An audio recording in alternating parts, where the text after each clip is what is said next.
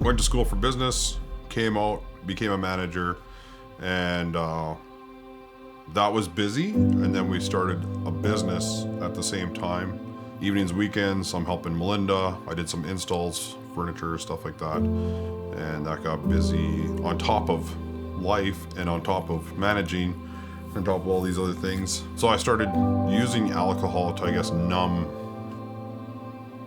everything that's happening. And I think the biggest reason I was drinking is because of the negative self-talk. So my depression walked hand in hand with my drinking. As a Christian, it's interesting when you get stuck in an addiction after you've been saved for 15 plus years. I'm already hearing from God. I'm already speaking to God. He's telling me, I love you, son. Hang in there. He's telling me all these good things. I'm not telling myself these good things, but he's telling me these good things. The addiction had drowned out his voice in a lot of ways. And it was funny because the year I quit drinking, January, I typically fasted from drinking, but then this was a January I couldn't stop. And then I remember Melinda looked at me and said, your drinking's gotten way out of hand. It's Thursday, July 1st, 2021, and I've been drinking already, and I'm feeling this negative self-talk come on. Reach out to Stefan. He says, maybe it's time to put the bottle down. I said, okay, pray for me. I'm quitting drinking tomorrow, and it's July long weekend. First day, Lord, I'm giving everything to you, and I'm putting all my effort in, and I'm asking for you to help me on the rest, because I don't think I can do this by myself. And then Friday, I didn't touch it. And I was like, whoa, Friday on a long weekend, I didn't touch this? Like, that's crazy. And then Saturday, I didn't touch it.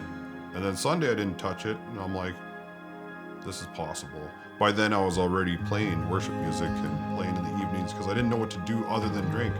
So instead of cracking open a beer, I was like, what do I do with my hands? Let's grab the guitar. My mouth is busy and I'm praising God. It actually changed everything. It stopped all my negative self-talk. And it changed from me thinking about myself negatively in the evenings to praising God. Melinda's like, I think you should pull out the guitar and play some songs next time we have a bunch of people over. So I picked up the guitar when we had a couple of close friends over, and I'm just like, hey, you guys want to worship?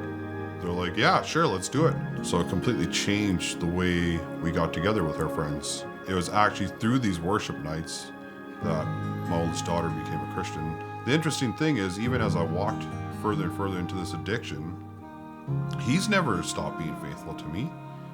He's never stopped loving me. I've got 10,000 words of him speaking to me in my journal in the midst of the deepest alcoholic episode I've ever had. And he's continued to be faithful even though I'm unfaithful. And at any moment in your depression, in your alcohol, in whatever you're struggling with, you can say yes to God.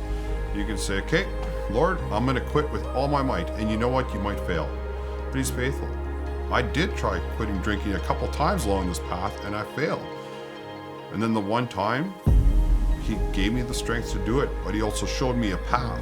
I hope that there's others in the church that have maybe been teetering to give that blank check like we've been asked. But I pray and hope that they date it, they sign it, they give their blank check, and they try God at 100%. Just see what happens, see what he leads you in, see where he calls you, see or what addictions maybe you need to quit, or habits, or self-talk, and watch him be faithful in your life.